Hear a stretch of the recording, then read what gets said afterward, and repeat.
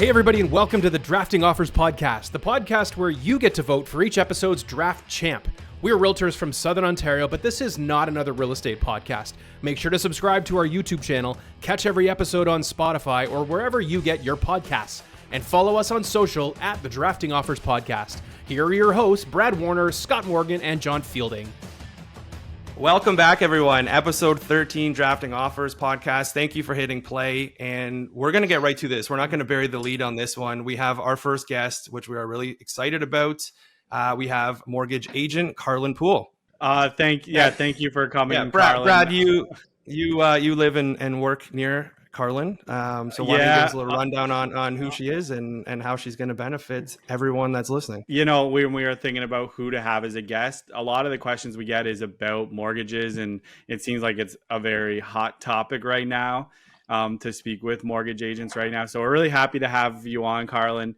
Carlin is from Bricks Mortgages, powered by Bricks Mortgages. And I've known her for a few years now anyways. We've done some things together. She's been a mortgage agent for 4 years now, or almost 4 years. The one thing I really like about working with Carlin when we have shared clients is she's so good at keeping everybody extremely informed the entire process. For instance, me and Carlin had these clients that we were both working with, you know, like as we had the financing condition in place, she was sending us all videos like, hey, the lenders are looking at it now. Hey, they do or do not need an appraisal. And then when we were able to release our financing conditions, she sent like a personal video that we were all on. So we were all on the same loop and we're all working as a team together. And then she's also extremely knowledgeable about everything mortgage related, it seems like anyway. So thank you for coming on, Carlin. We really appreciate it. Before I ask you a question about financing stuff, though, I do need to ask you one question, because we've had this one same topic happen around drafting offers lately, and it's whether M&Ms are chocolate bar, or are M&Ms candy. You don't have to answer that. She does. No. See, she's got more. She's a mortgage broker. She's got more important thing, bigger fish to fry than getting into our little candy conversation. Hold on, John. You don't know how much I love chocolate. Okay. All right.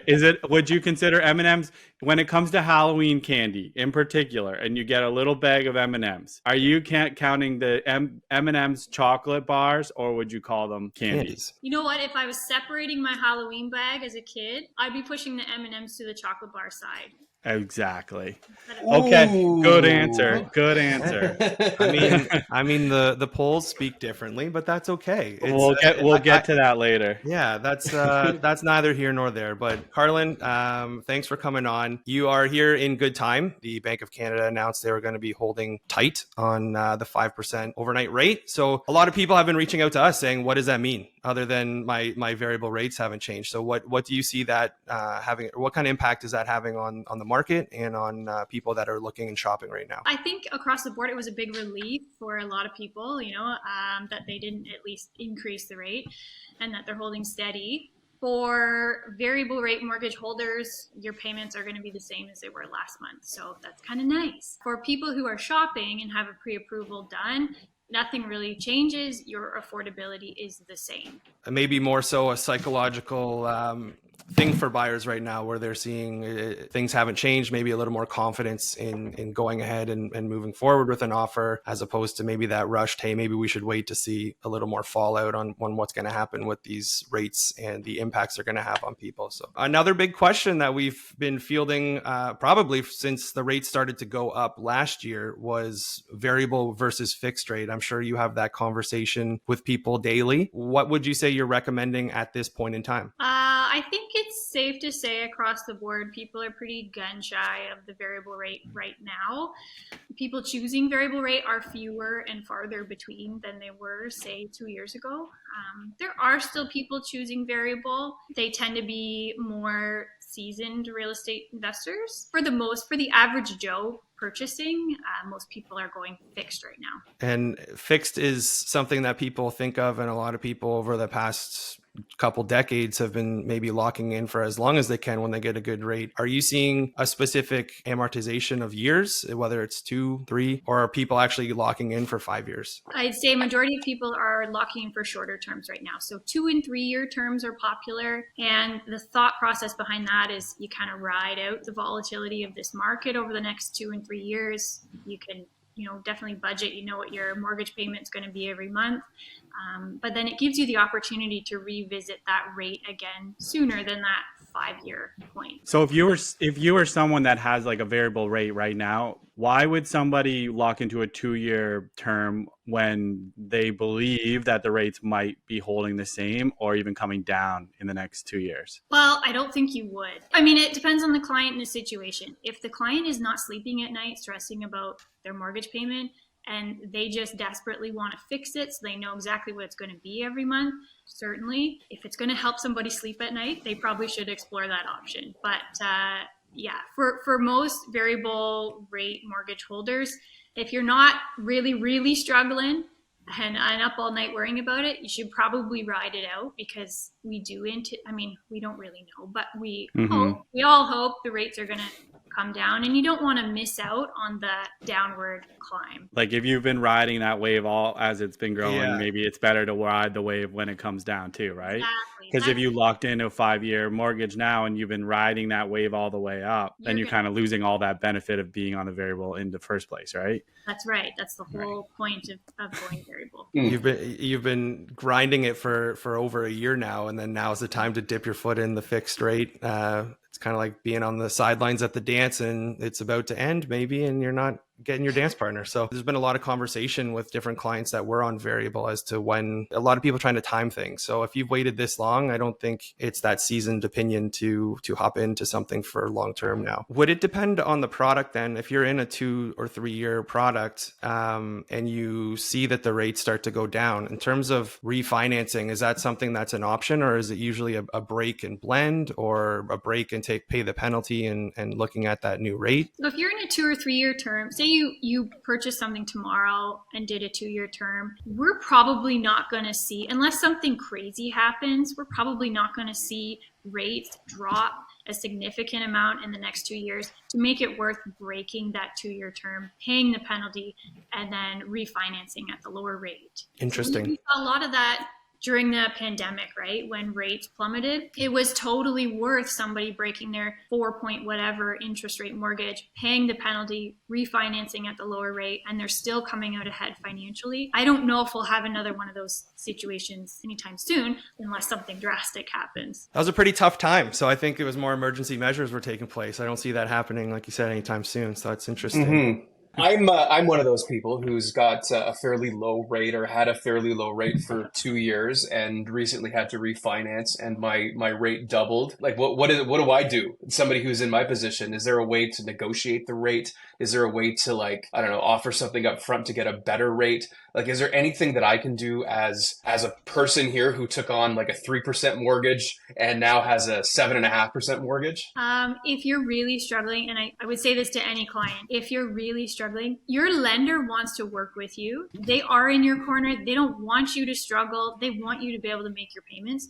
If you call your lender, oftentimes they will work out a solution with you. What's an example of a solution, Carlin? Possibly extending the amortization of the loan. So if you were amortizing over 25 years, maybe they extend it to 30 years. It would drop your payments a bit. Is there a way to negotiate a rate? Like, can I say, no, I don't like that rate. Can you give me a better one? Yeah, no, as your mortgage agents, we're always working to get you the best rate possible. The best rate that every client qualifies for. That's our striving goal. That and fitting somebody with the right mortgage product. So there are, as a mortgage agent, if you're working with an agent, there are certain lenders we can absolutely negotiate with. Beyond that, it's knowing the client and fitting them with the right mortgage product. And not every mortgage product is the same. Like, we just have to kind of keep in mind that I think a lot of people assume that a mortgage is a mortgage is a mortgage, right? It's basically a contract until you die to find a way to pay for the house that you can't afford all at once right now. So mortgage is a mortgage, but there's different mortgage products available, right? There's closed and there's open and there's portable options. I mean, like, can you kind of give us a bit of a sort of a high level overview of some of the different types of products that are available, or at least what makes one different from the other? Absolutely. There's so many different types of products. You've got, like you mentioned, forwarding. There are certain lenders that allow forwarding to happen. You've got reverse mortgages. You've got purchase plus improvement mortgages. You've got specialized programs for self-employed people. Specialized programs for self-employed people that have been self-employed less than 2 years. There's specialized programs for other different industries like physicians. Like there's so many different mortgage products out there for different types of borrowers. And you're right. It's a lot of people think a mortgage is a mortgage. And I was guilty of thinking that before I got into this industry. I had purchased 5 or 6 properties before I realized, oh, I can do something different than a 5-year term fixed rate mortgage. Like I thought that was just what it was, you know? So yeah. I should have called you. I think we all should have called. See, this is the thing. Like, my eyes are now, I'm opening my eyes to all of these things, and I should have called you in the first place. But anyway, continue. You know, we had this question down as later, but I think this is a good time to ask it now. Is like when John was asking you there, like, what do you say to your mortgage agent to get a better rate or to get a better product and everything? I think that goes kind of along that line of like, can you explain exactly what the role of the mortgage agent even is? And also, like, why would you go to a mortgage agent like you, Carlin, you're not with a big bank? Your office is not in the corner office at, you know, one of the big banks. So why would someone work with you instead of just working with their financial advisor directly at the bank? And what's your role in the whole process? Because we're all part of the same team, obviously, right?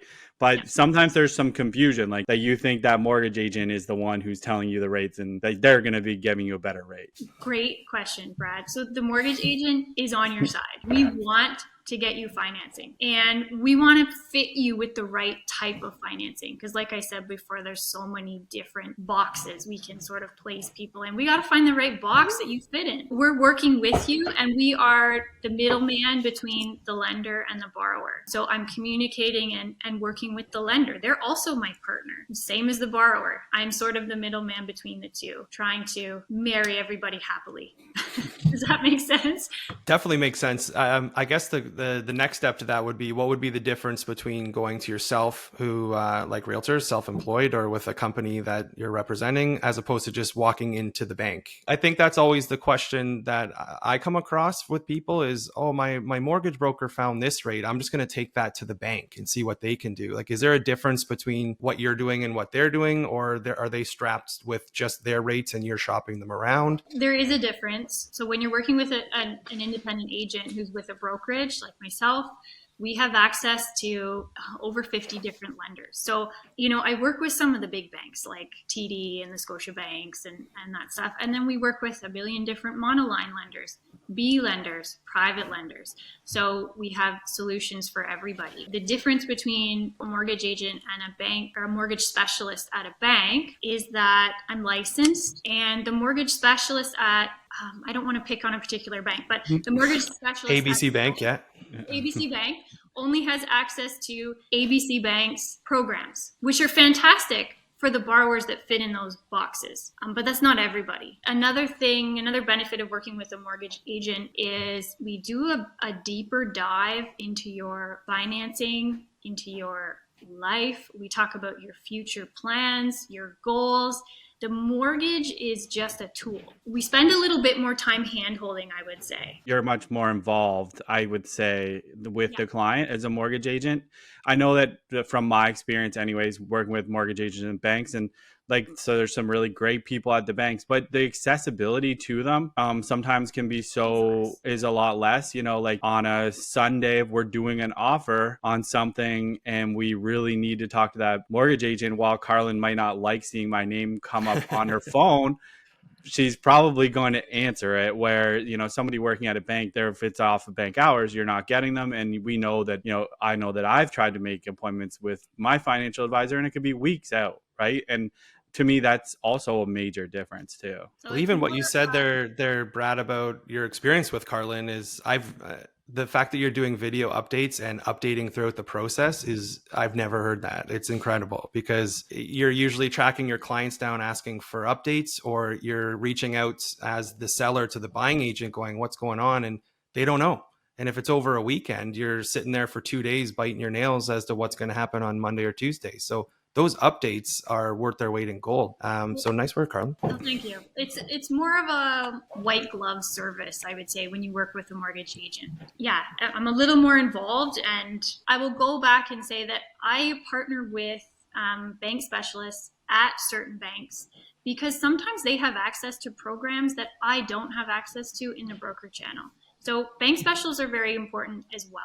I don't want to feel like I'm, talking down or anything. No. But they're wonderful for certain types of clients. And I'll be the first one to, if I have a client that I can't quite help, but I know this bank over here has a great program for them, I'll be the first one to send them to that bank. Does it cost us more to work with a mortgage broker or somebody who's kind of like more like you, like where you say white glove service and you're a little bit more hands-on and you're accessible off hours? Does that cost me, the consumer, more to work with you than it is just to walk into the bank on the corner and say, what have you got for me? No, I am paid by the lender when the mortgage closes. So you're not out of pocket. There's no premium placed on the rate. There's no hidden fees. The only time where there may be some extra fees is when we have to go to an alternative lender for somebody because they're not able to get approved with an A lender. But usually the borrower's pretty happy to pay because otherwise they don't have any other financing options. Yeah, I could see a lot of people losing a lot of sleep over something like that, potentially coming up in the near future. So we should make this a little happier. That was kind of like not a. You know what though? That's the realization of what's going on, and it's a touchy subject. We'll take a sip of coffee and shift gears here. Yeah. Okay. I have a lighthearted question here for you then. Okay, Carlin. You've been dying for this one. I want to know what she thinks. Okay, so so we're all in the real estate industry, obviously together. But I am curious that. What do mortgage agents say about realtors? How do they feel about real estate agents? I can only speak for myself. We want to know what your friends say about us too. We want to know your true feelings about us. Okay, truly, we want to partnerships with you. We want to work with you. We want to be a team together for the clients because that makes the client journey and that like purchase process or whatever it is so much more smoother and more enjoyable for everybody. I love my realtor partners. Brad, I call you for no reason often, right? Just to catch up and see how you are. We value your partnership so much. There are realtors in the industry who, and maybe you can correct me on this, but in my experience, don't need to. Yeah, here's where we're getting. This is the butt. This is the butt part. Yeah, here's where we're clipping and using away. Lead in for the show. So I have worked with other realtors, not many, I will say, not many, who I think maybe look at mortgage agents as an assistant or maybe less than, and not really part of the team. And it makes our job certainly more challenging. There's sometimes realtors who will give sort of mortgage advice or financial advice to clients, and it's always wrong, always wrong. So it's hard when people aren't staying in their lanes. So that's, few and far between. I'm the opposite of that, like what you described, because to me, the entire deal relies on me having a good relationship with the mortgage agent or lender or broker, whoever, somebody who's actually going to be submitting the funds to pay for my client's house. I'm always maintaining a good relationship with those people. There's going to be different people. Like I can see how agents might find, the mortgage broker who's just basically sitting at their desk. When we're out there, we're running around with clients and trying to buy houses and we're putting up signs and we're doing open houses, all of the stuff that we do. The mortgage person, the financial person's job responsibilities are different. They may not be out running around, but they are sitting at their desk and like they've got 15 monitors open all at the same time trying to talk to people. Like it is a very hands-on job, as just as hands-on as it is ours, without a lot of the driving. That's all. No driving. Yeah, that sounds nice. Yeah. So no, I think it comes back to if clients are getting not great advice from whoever, whether it's they're another professional in the industry or their Uncle Joe or, whoever.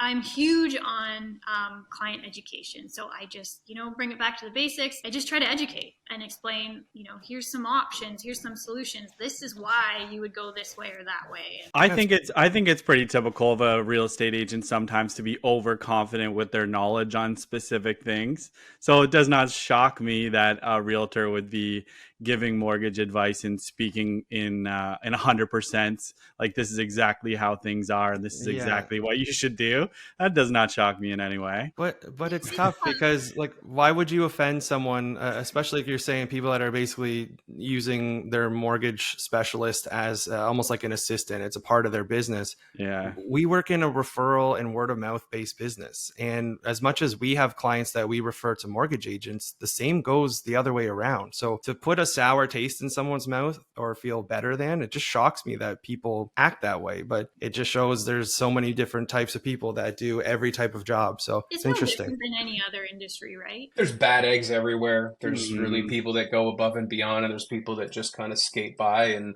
that's every industry. I gotta turn this question around for you guys. What are your true thoughts about mortgage agents? Hate them. Go away. I knew you were gonna do that. Get out of here. Who are you? Why do we even have you on that? Just to do the devil's advocate side of things, you said there are some people in your industry that look at us a certain way. I think you might have some people in our industry that might look at it as, oh, every week I'm getting a message or a phone call from a mortgage broker, a mortgage agent trying to take me out to lunch and meet me for coffee to try to establish that relationship where we know that's a well, and it's a good way to do that. It's just, I think a lot of maybe agents might have that feeling as we could be a source of leads, a source of money. So maybe it depends on how that communication is done. The amount of times maybe we do get reached out to by mortgage agents is a lot. It's just, you can tell when someone's done a blanket message and just replaced your name, or someone that's maybe reached out and said, hey, I know such and such who be great to catch up, no pressure. There's a different way, different strokes for different folks. But yeah, that might be one of the things that would be brought up by other agents that have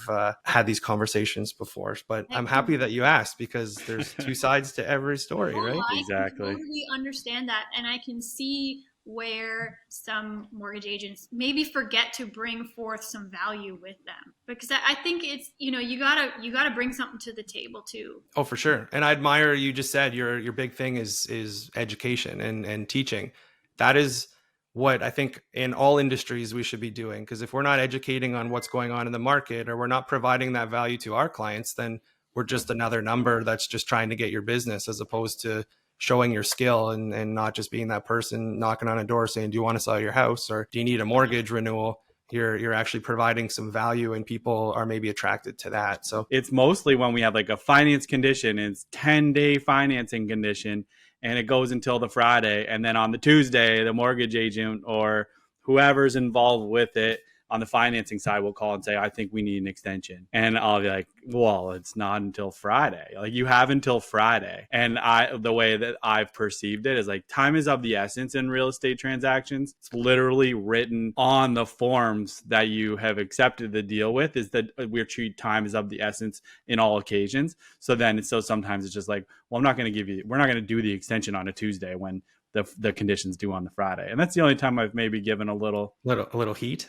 Heat to them. The impression that sends, though, is that somebody's got, like, somebody doesn't have all of their finances together. Like, if you were to say, I need to extend it 3 or 4 days before the end of the condition, that might be setting you up for disaster, or that might be at least giving the impression that you're setting yourself up for disaster, or giving the other end of the transaction the idea that something's not right on your end and potentially won't close. So to wait until Friday and say, we just need another 2 days, whatever, then usually it's a little easier to do that. But if you say on Tuesday, I'm expecting a disaster, I need more time, I would be like, red flag, red flag. That eliminates any faith that I have in that buyer. But so Carlin, when you're seeing financing conditions extended, is there generally a reason for that? Is it from the underwriter's side? Is it from the client side? I collect all documentation up front. I underwrite the file up front. We pull credit. We do everything. Like, I get that file ready to hit enter, as soon as that offer is accepted, it's ready to go. We know where it's going. I think maybe the deals you're seeing sort of go sideways, like you were referring to, Brad, where,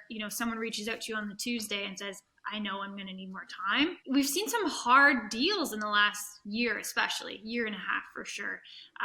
Lenders are more particular. They're clawing back lending in certain areas. So usually what's happened in that case is the file gets submitted and the lender has an issue with something, or the volume's so high that they're dealing with, they can't even get to that file. So it hasn't even been reviewed. Does that make sense? That would make sense. Yeah, that's kind of where I saw things is you might have a 5-day condition of finance, but are they actually getting to it the day you get it to them? Or are they looking at it? I have 14 that I need that are due before that. So is it just kind of sitting and waiting? Sometimes, depending on the volume that the lender's dealing with at their end. Especially for trickier borrowers and trickier properties and harder files, sometimes you're really limited in the number of lenders you can even entertain for that. There may only be one or two that you would send that to where it actually fits, so your hands are tied. If the lender's going to take 5 days to review this file and give you an approval, there's nothing I can do to speed that along. Yeah, for an example, there was clients recently, right, Carlin, that we spoke with that were looking for something agricultural zoned. And the amount of lenders that were actually out there for these specific buyers, there wasn't very many, right, in the end. So it's not like there's, and if you were buying a house in, let's just say, Whitby, it's right in town on municipal water, I'm sure there's lots of lenders out there for that. The more niche we get, and especially in the areas that we live, like me and Carlin live, with the rural properties that are on a well and septic, that takes the amount of lenders down too. And I think that always changes the timeline and everything. So we've always said 5-day financing condition for a house in town on municipal water is pretty simple to do, pretty standard to do, as long as it doesn't say like as is in the listing write-up probably. Whereas a rural property, and people from out of town probably wouldn't even understand this, but a rural property does need a little bit longer time on a financing condition, correct? Yeah, the property is a huge piece, of course. But, if you've got a borrower that needs alternative lending, plus they're looking at rural properties with all those, well and septic and this and that, it gets complicated and it definitely limits your pool of lenders. Okay, question for you. So I know it limits the pool of lenders, but if you were buying a place that's a well and septic rural property versus that city property that's on municipal water, just as two examples, would the rates be different because there's less lenders? And maybe a higher risk? Again, depends on the overall file. I'm sorry, I know that's a really general answer and not what you're looking for. Yeah. Depends on the overall file. Okay. Sometimes. Depends on like the people's credit score and like the strength of the buyer more than it would depend on the property. Depends on the type of lender, depends on the borrower. Sometimes there may be a premium added to the rate for well and septic. Carlin, we know you have a family and a very busy business, so we won't keep you much longer because we've asked way more than the 7 questions. But as you've been talking, it kind of triggers certain things. And the last thing I can think of is about appraisals. So the amount of times we either have a firm offer or we have a condition of finance, there's sometimes an appraisal that is booked where they're actually going and walking through the property. And then other times they're saying and running one, but there's no appointment booked. So can you maybe explain the appraisal process behind the scenes? Yeah. So it all comes down to the lender. So depending on area, sometimes they'll do what's called a desktop appraisal, which is I don't really know exactly, but I think they pull comparables from the area. And so that can happen pretty immediately and it's much cheaper for the borrower. You're not paying for an appraisal out of pocket. Again, depending on the area and the type of property, a full appraisal may be needed. The lender will say, okay, yeah, we'll do a desktop appraisal, or nope, we're going to need a full appraisal, in which case I would then I would order that full appraisal. And from my understanding, anyone who's doing an uninsured mortgage, so anything 20% or higher, is it subject almost every time to an appraisal? Depends on the loan to value. I always budget for it. And every time I have the strategy call with my clients, it's in that budget. Like, we budget for that appraisal to happen. I prep them for it. And if it doesn't, fantastic. But we always budget for it because most often, yes. There's one thing I wanted to ask you though is, okay, so we have maybe 50, I don't actually know our numbers, but maybe 50% of our listeners might be realtors. I don't know. And maybe 50% non-realtors. Is there anything that you wanted to get out there today that you want to inform any of those constituents before we we go here? Last words, famous Last words. If you're coming up for renewal in the next 6 or 8 months, contact your mortgage agent today. Don't leave it to the last minute. Your bank is likely not going to send you early reminders about your renewal. They're getting very, very competitive. So I would say sooner rather than later, reach out to your mortgage broker, agent, whoever, and discuss your options. I'm so glad you said that, because I was actually going to close this with that exact same thing with an example. So you knew that I was coming up for renewal not that long ago, right? And we spoke well before the renewal actual firm date. But I see so many people out there that are waiting till the last minute to go in and renew their mortgage. But when you knew that I was coming up for renewal, you actually called me during supper time one night. I think it was 7:00, and we're like, "Hey, tomorrow the fixed rates are going to be going up." I don't know if you can say for certain that the fixed rates were going up, but it seemed like there was a lot of rumblings that they were going up anyways. And oftentimes people think that the fixed rates go up when that Bank of Canada announcement happens, like yesterday, right? The variable rates stayed the same, but if they went up, that doesn't mean the fixed rates go up. And sometimes, I think just a couple of weeks ago, the fixed rates actually came down, but those don't actually make the headlines. I was talking to you, you knew that I was coming up for a renewal, and then you were able to reach out to me to say, even though it was 7:30 at night, maybe even, "Hey Brad, tomorrow the fixed rates are going up. You should lock in tonight." And then all of a sudden it was everything I was doing had to switch, and then had to tell any clients that I also knew were coming up for renewal or needed to lock in a rate. That whole night became all about locking in fixed mortgages. Long night. No, yeah. I'm sure it was much longer for you than for me. But that's the benefit of talking to someone prior to that renewal date or prior to buying that house. Even if you're 6 months out from buying that first home, you should already be speaking with a mortgage broker, agent, financial specialist. Sounds to me like Carlin was in your corner that night, Brad. Yeah.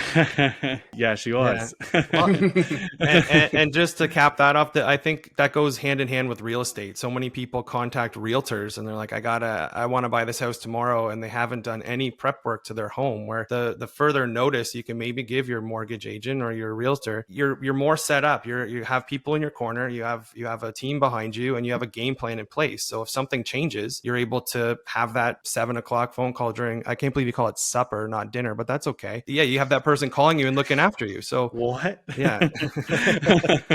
Are we gonna have another debate, supper versus dinner? But all right, Carlin, supper or dinner? Supper or dinner? Dinner. Yeah. Whatever. It's a Belleville twang you got there, Brad, with the supper. But, Carlin, thanks so much for one, putting up with us. Two, people don't realize the behind the scenes of us getting set up, and we're so used to the three of us. And it's funny, I logged on today and Carlin was the first person that was here, and none of the guys on the podcast were here yet. So thanks for first of all doing this, secondly being early, and third putting up with us. We really appreciate you coming on to educate all of the people that are listening. So thanks so much. I hope you guys got something out of it. This was fun. How do people get in touch with you, Carlin? Best way is through email. You can follow me on Instagram. I'm heavy on the Instagram these days, but through email, carlin@poolemortgages.com. Thank you. Thank you. Thank you. Have a great day. Awesome. Bye, Carlin. You too. Okay, that was pretty cool to have our first guest. How'd you guys feel about it? It was great. It was a lot of information. Yeah. I think it's going to provide some value for the questions we get all the time that we can now share with our followers and listeners. And thanks for hooking that up. Yeah, big thank you. Yeah. Glad you told us to stay in our lane too, because that tends to happen. People tend to kind of go out of their focused area a little bit just because we want to help. A lot of us are I'm a people pleaser, so I like to help. And then when somebody asks me a question, I like to be able to have an answer. I don't always like to say, don't ask me, ask this person.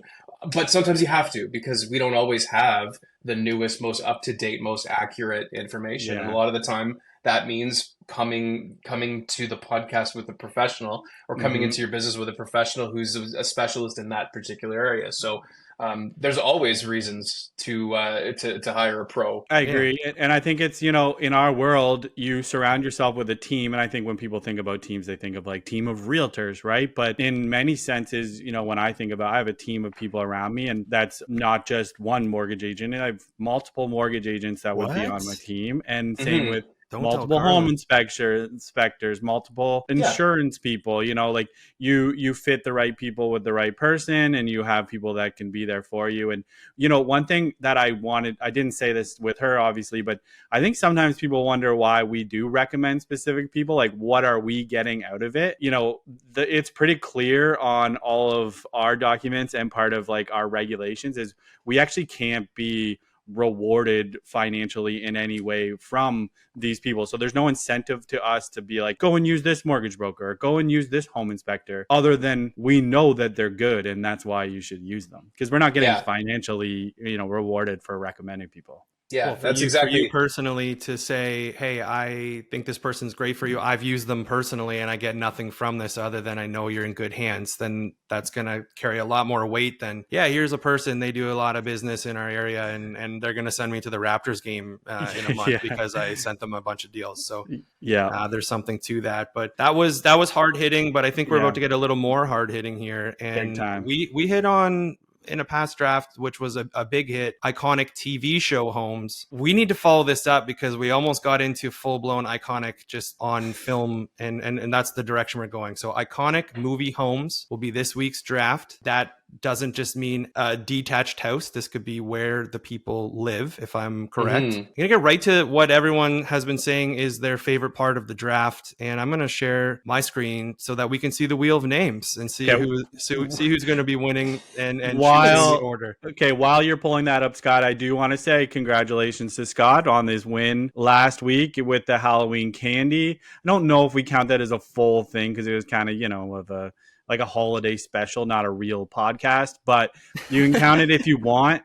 And obviously the candy to chocolate bar, chocolate, however we're saying it, side of the M&Ms versus the whether candy it's versus chocolate bar, candy versus chocolate bar, it was a little bit of a lightning rod. And it's been interesting, but the only thing I'm going to put out there is a lot of people are saying, that it's chocolate versus chocolate bar, and how do you say it?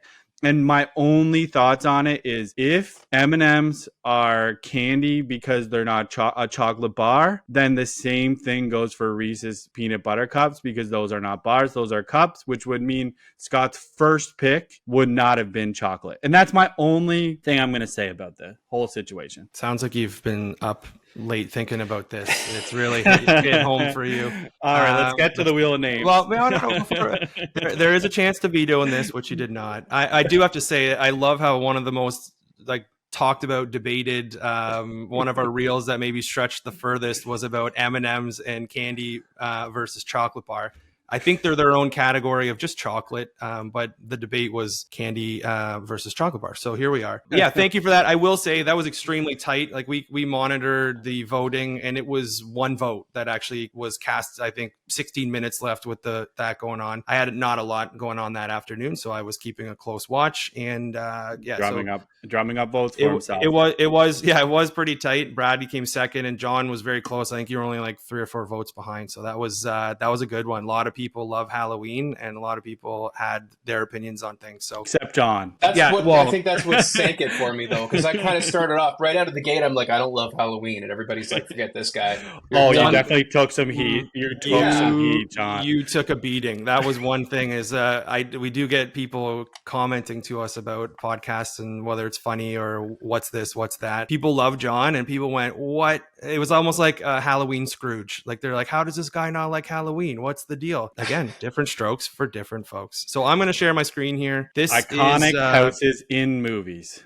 Iconic homes in movies, in film. So we're going to spin this around. You guys can see it, okay? Spinning. Oh, I know who it is. Come on, let's go. Brad Warner. There's a 1-1. Finally. There's a 1-1 here.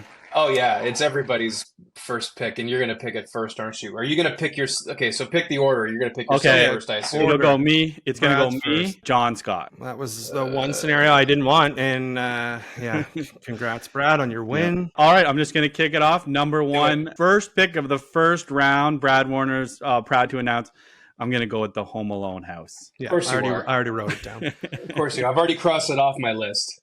Already mentally crossed it off my list. It's iconic in so many ways because, like, what goes on, a lot of the movies in that, in more so the first than the second, but when you think of Christmas, you think of that house, and there's so many memes that have come around going, what did that dad do for work to afford that monster of a home? And it actually went for sale, I want to say last year or the year before, and it was a little disappointing to see the inside because it was nothing like what we think. But that's the 1-1 pick. That's I going to feel be like very I hard. have my rock. Now I can kind of be a little more creative with my other stuff. I got You've my got Giannis Antetokounmpo. No, of I my was going to team. say Michael Jordan. If you're saying Giannis, there's better out there, and there's no better than Home Alone. So, John, This is another one that was controversial last time, and I'm going to start off right out of the gate with Wayne Manor again because it's also a movie house just as much as it's a TV show house. In fact, you guys made the argument that it was more so a movie house than a TV show house. So now I'm picking that as my first pick, Wayne Manor. It's Wayne Manor's cool. It's Yeah. cool. The Batcave's cool.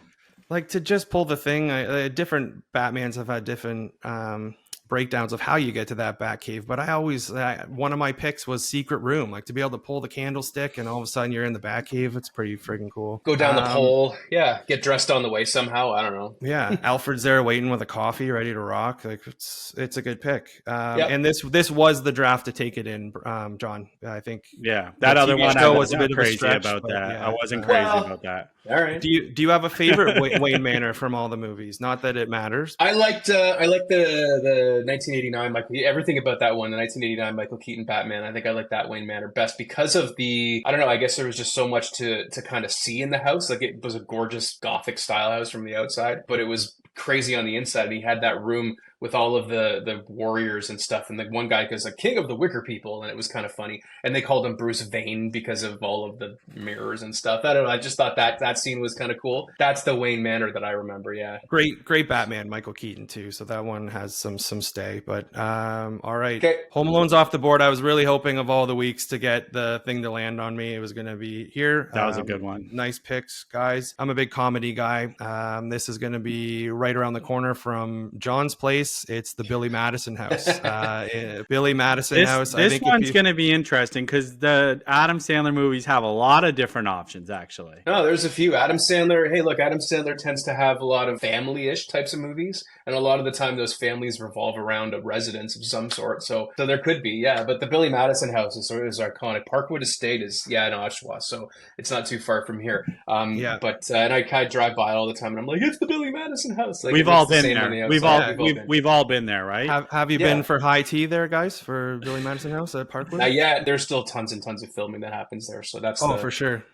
Yeah. Or even just like renting the space out for your wedding photos by the fountains, that kind of thing. So it's a local icon. I'm happy to have that. We're gonna get a little more seasonal with this one, and I think you chose Home Alone, which is one of my favorite Christmas movies. I'm gonna take the National Lampoon Christmas Vacation house with all the lights lit up. You got Griswold on the roof. If you actually went in to rent a movie from Blockbuster, you'd see Griswold getting electrocuted on the roof of this place. It's something that I think when you hear of the movie, you think of that house. There's so many Christmas accessories, toys, and gifts from gift shops. You've got the moose mugs, like all these kinds of things that have sort of all this pop culture stuff that movie started. The RV, exactly. Cousin Eddie and the neighbor Julie Louis Dreyfus plays the neighbor when the icicle goes shooting in, and I don't know, Margot. Yeah. And we're getting close to Christmas. As much as I do like Halloween, Christmas is where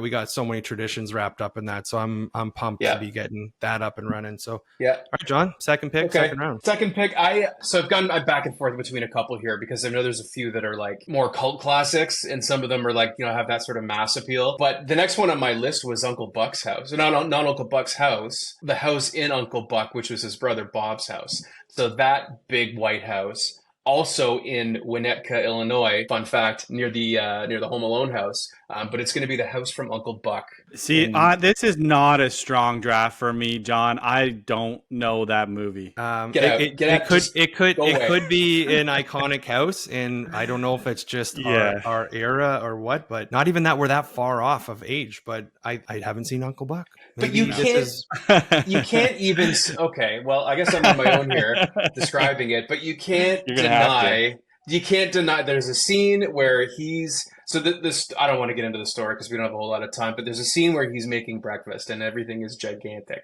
and the pancakes are the size of dinner tables and it's just like a whole thing of sausage and it's like a kid's birthday party. So the kitchen, and then when all the pots and pans fall down at the end of the movie, there's so many things about that house that's just like, it's like that's that John Hughes kind of style from that time, from the 80s and maybe the early 90s. So I have two in a row here, and I feel the same though. John's like, are you picking nostalgia for yourself or the masses, or like, or what am I about to pick? Are they going to be cult classics, or are they actually popular? I don't even know. But anyways, my next pick then, my second pick is Cameron's house in Ferris Bueller's Day Off, the Ferrari house. The Ferrari house. He doesn't want to go. He doesn't want to get it. Memorable. Is that more? I think it's actually more iconic than the Bueller's own house. The Bueller's house is kind of cool because that's where he it's mostly only his bedroom, right? Whereas Cameron, you're getting more of a whole house vibe. That's what I was going to say. That's the same argument that I had too. Yeah. Same kind of thing. And then my next pick, this is a popular movie though, for sure, but I don't know about the house as much. But the next one is where he's staying with, taking care of his mom. Yeah, it's one of my favorite movies. It's chalk in the sense that it's you're going to see the name of the movie and be like, sick movie. Of course.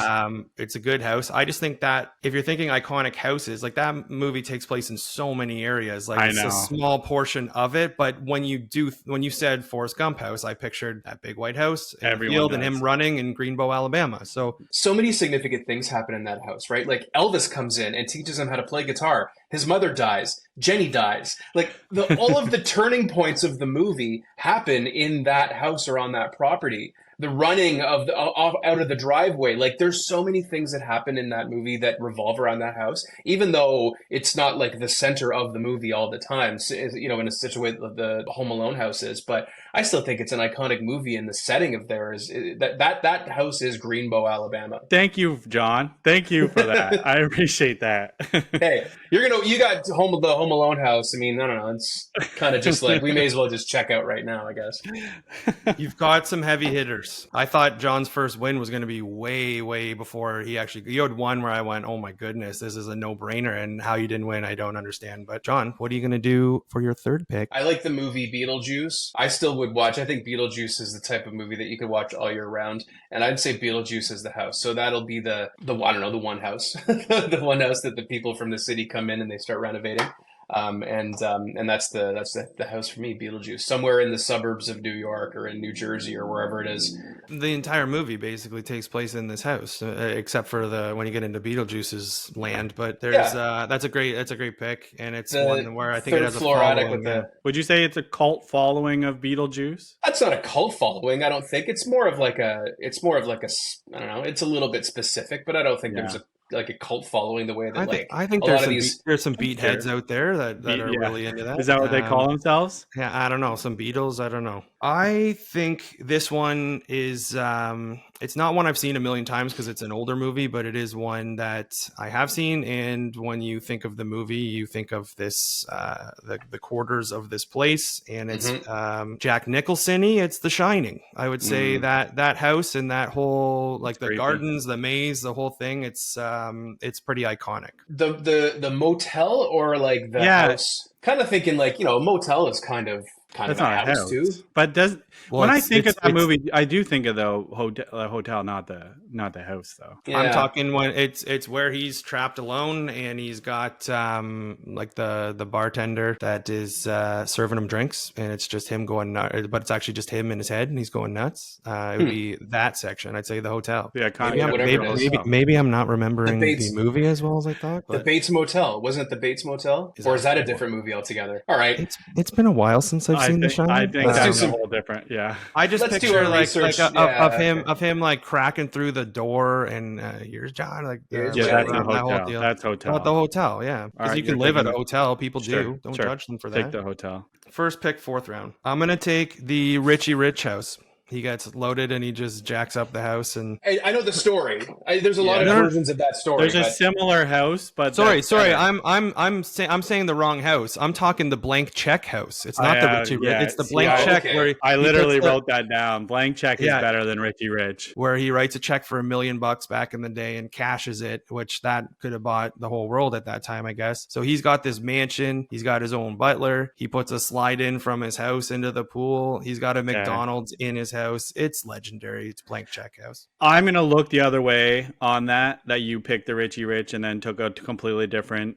movie after. I'll look the other way just because I think I knew what you were trying to pick. Yeah. I thought for Yeah. sure. No, I thought for sure you were going Richie Rich, and I'm like, oh yeah, that Macaulay Culkin movie. And I thought Blank Check was actually too obscure because I was thinking Blank Check too. But I thought I assumed that I would be the only person who's ever seen that freaking movie. No, when all of I a sudden think now I found out that you guys haven't even seen Uncle Buck.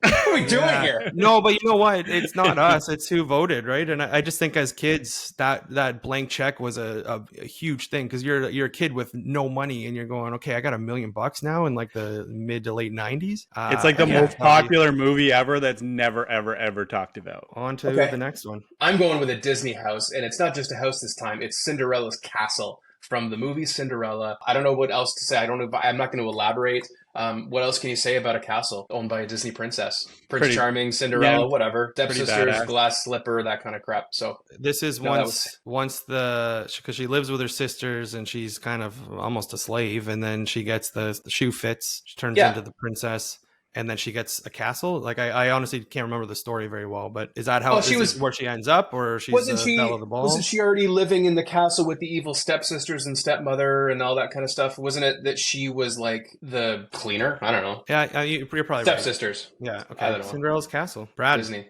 back to back. Okay, Fourth back to back. round to finish up. I think this actually kind of rivals Wayne Manor, but I'm gonna go with Tony Stark's house, the Iron Man house. Tony Stark's Iron Man mansion house. in Iron Man. Okay. Seems like a pretty Yeah. solid property, I guess.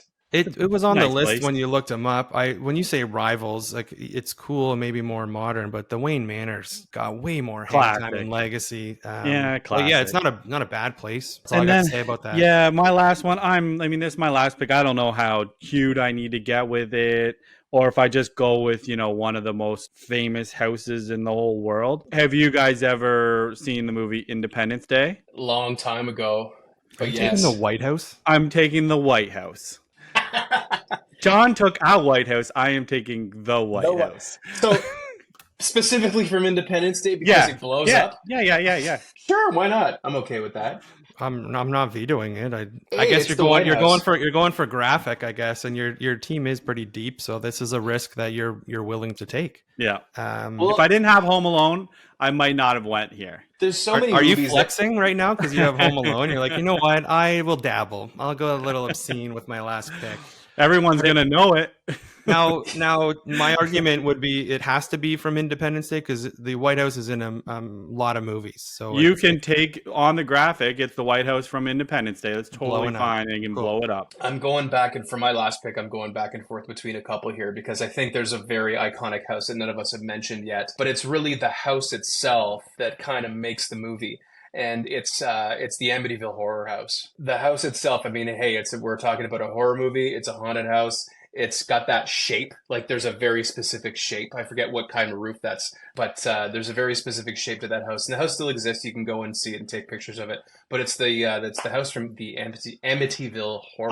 I think it's so iconic that I actually have never seen that movie, but I know that house. yeah, that's the That's reason right. I didn't have it on the list is because I felt like I'd have been a poser. But it was one where you know that like that house scares you and you Yeah. You see the Um, graphic and you see the shape of that outline or the outline of that roof, and you know that that's the Amityville Horror. You know it's a horror movie, and you know right away. You're like, oh, I know that house. So that to me is what seems that's iconic to me, and that's why I picked that. Yeah, that didn't help me. I have 3 here that I'm deciding between, but not a lot were taken. Maybe I don't know if that's good or bad. Not a lot were taken off my list. I am going to choose the coolest house historically, maybe in the world. And I got a chance to visit there because I was fascinated with this. And that is in Rome at the Colosseum for Gladiator, where Russell Crowe was a slave and lived at the Colosseum. So Gladiator Colosseum.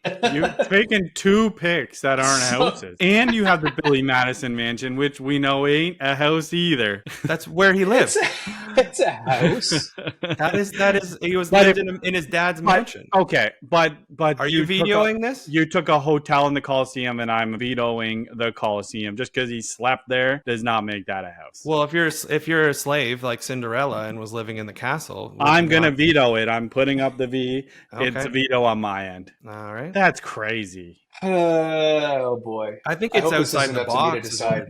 But it's a little bit outside. It's maybe too far outside the box. It'd be like saying in Home Alone 2, the Plaza Hotel where he stayed for a couple of days is, an iconic movie house, or the little place on top of the music hall or whatever, where the pigeon lady was. Like, there's all sorts of things. Like, there's places in movies where people live. I don't consider this to be an iconic house or home. That's just me. So I'm gonna go with Brad on the veto. I'm taking it. I'm doing it because I knew it was gray.